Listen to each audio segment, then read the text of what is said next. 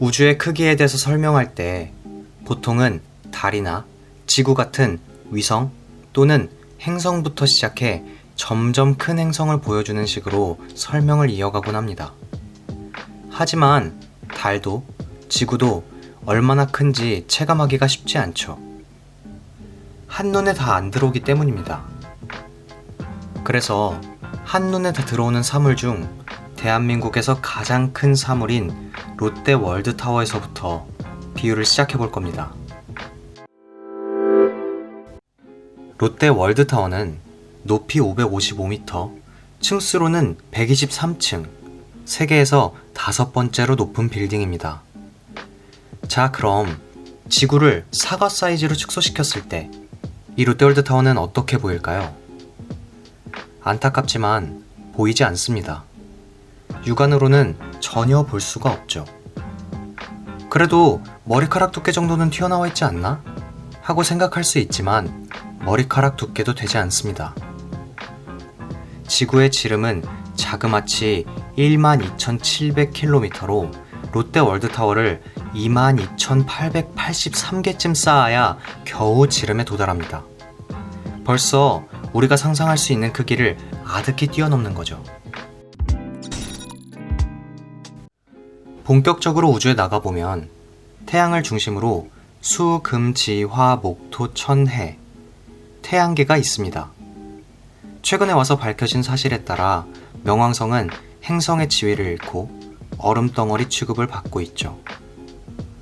그런데 이런 사진 또는 영상들 모두 크기나 거리가 실제 비율이 아니란 거 알고 계십니까? 실제 비율은커녕 비슷하지도 못한 수준입니다. 우리가 알아봐야 할 건 실제 비율이죠. 지구를 약 1cm 지름의 공 모양으로 축소해 보겠습니다. 그럼 태양의 크기는 약 100cm. 그러니까 지름 1m짜리 공이 되는 거죠. 그리고 태양부터 지구까지의 거리는 100m 정도 됩니다. 1m짜리 태양과 100m의 거리, 그리고 놓여있는 1cm짜리 지구. 벌써 모니터나 종이에 그려놓을 수 있는 크기가 못 되는 거죠. 그래서 어쩔 수 없이 그 왜곡된 사진을 통해 배우는 겁니다. 사실 100m라는 거리도 어느 정도인지 체감하기가 쉽지 않죠. 1m짜리 태양이 명동역 6번 출구에 있다고 가정했을 때 100m는 어디쯤일까요? 아디다스 명동점까지의 거리입니다. 거기에 1cm짜리 지구가 있는 거죠. 거기서부터 51m 더 가면 화성이 있습니다. 자라 명동 엠플라자점쯤이죠. 크기는 0.5cm쯤 됩니다. 목성은 어디쯤일까요? 여기서 370m를 더 가야 있습니다. 여기가 어디냐면 쭉 내려가서 ABC마트와 명동예술극장을 지나 조금 더 가면 하나은행 앞에 무코횟집이라는 가게가 나옵니다. 여기가 목성이 있는 곳이죠. 크기는 11.2cm 정도 됩니다. 이런 식으로 태양계에서 가장 멀리 있는 해왕성은 명동역 6번 출구에서 3.2km 거리에 있습니다. 여기가 어디쯤이냐면 동묘벼룩시장 입구쯤 되죠. 걸어간다면 50분 정도 걸리는 거리입니다. 문제는 해왕성이 태양계의 끝이 아니라는 거죠. 태양계의 전체 지름은 2,900억 킬로미터로 우리 지구 1cm 비율 모형에선 199.333km 정도의 사이즈가 되는데 이게 얼마나 먼 거냐면 명동역 6번 출구에서 차를 타고 논산훈련소 입구까지 가면 그 거리가 176km입니다. 여기까지도 멀지만 여기서 23.3km쯤 더 가야 태양계의 지름 정도 되는 거리죠. 머리 깎고 가본 사람이라면 이게 얼마나 먼 거리인지 아마 감 오실 겁니다. 지구를 1cm로 축소시켜놔도 이 정도이니 태양계는 실로 엄청나게 크죠. 그런데 이건 시작에 불과합니다. 우리는 태양과 별을 구별해서 생각하는 경우가 많지만 사실은 태양도 하나의 별일 뿐입니다. 가까이에 있어서 크고 밝게 보이는 것 뿐이죠. 실제로 태양은 별 중에서도 작은 편에 속합니다. 아까 3.2km 거리에 있던 해왕성에서 보면 태양은 그저 꽤 밝은 별처럼 보이죠. 그럼 다른 별들은 얼마나 멀길래 저렇게 작게 보일까요? 상상하던 것보다 훨씬 멀 겁니다. 태양으로부터 가장 가까운 별까지의 거리는 약 40조 킬로미터로 아까 지구 1cm 비율 모형에선 26,000km 거리에 있죠. 이 별의 이름은 프록시마인데 프록시마라는 단어 자체가 라틴어로 가깝다라는 의미입니다. 우주적인 스케일에서 보면 이건 정말 가까운 거리죠. 그럼에도 이 26,000km라는 숫자는 우리가 도저히 체감하기 어려운 숫자인데 아까 지구를 사과 사이즈로 축소시켰을 때 롯데 월드타워가 보이지 않았던 거 기억하십니까?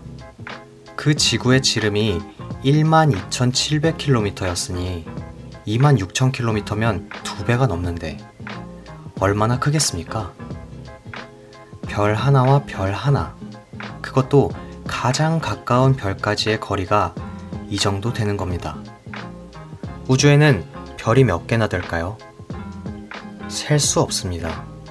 우리 은하에만 1,000억 개에서 4,000억 개 정도 있죠. 은하치고는 별이 적은 편인데도 말입니다. 많은 경우엔 100조 개의 별을 거느린 은하도 있죠. 행성들이 다 다르게 생겼듯 각기 다른 크기와 모양을 한 채로 말입니다. 은하만 해도 엄청 크지만 이런 은하가 수백에서 수천 개 있으면 그걸 은하단이라고 부릅니다. 우리 은하는 은하단급은 안 되고 수십 개의 은하가 모인 은하군이라는 무리에 속하죠. 우리 은하군의 이름은 국부은하군입니다. 이런 은하군이나 은하단 수백 개가 모이면 그걸 초은하단이라고 부르죠. 현재 과학은 우리 우주에 초은하단이 1,000만 개 정도 있을 거라 추정하고 있습니다. 정말 아찔할 만큼 크지 않습니까? 우주의 크기는 인간이 만들어낸 어떤 단어로도 형용할 수 없고 우리가 도저히 상상할 수조차 없는 엄청난 크기를 갖고 있습니다. 이런 걸 말할 때 쓰이는 단어가 천문학적이다 라는 단어죠. 너무 흔하게 쓰여서 의미가 많이 퇴색됐지만 천문학적이다 라는 말은 이런 무지막지한 비유를 할 때 쓰는 말입니다. 지구입니다. 다시 보니 정말 작아 보이지 않습니까? 이 작은 먼지, 아니 초미세먼지도 안 되는 이 공간 속에 나와 여러분을 포함해 일론 머스크, 스티브 잡스, 아인슈타인, 뉴턴, 칸트, 소크라테스까지 모두가 태어나고 잠깐 붙어 있다가 없어져 왔던 겁니다. 이 물 묻은 먼지의 표면을 대규모로 개조하면서 말이죠. 원래 인간이 하는 일의 대부분은 이 먼지의 표면을 다듬는 일입니다. 우주라는 규모에서 보면 말이죠. 그렇기에 인간은 자꾸 자신의 본래 가치보다 더 높은 가치를 가졌다는 착각에 빠지게 할 무언가를 찾습니다. 흔히 종교나 철학에서 찾죠. 그게 아니더라도 태어나자마자 상대적으로 더 많이 가졌냐, 조금 가졌냐에 따라 승패가 좌우되는 경제라는 시스템에 던져져 거기에 몰두해 살다 보면 어느샌가 목적과 의미를 잃어버린 채 더 많이 가지려 발버둥치게 되는 삶을 살고 있기 마련입니다. 잊으려고 해서 잊은 게 아니라 생각해볼 겨를도 없이 그렇게 돼버리는 거죠. 이 게임의 승자이자 세계 부자 순위 1, 2위를 다투는 일론 머스크와 제프 베조스는 뭘 하고 있을까요? 그들은 자신의 모든 시간과 온 재산을 쏟아가며 우주로 나가려 하고 있습니다. 자신의 하찮음을 인정하지 못한 채 종교나 철학에 기대거나 많은 돈을 벌어 먼지 위에서 더 좋은 먼지 조각을 모으는 놀이 대신 말이죠. 현실 도피와 먼지 모으기 놀이. 당신은 어느 쪽이십니까?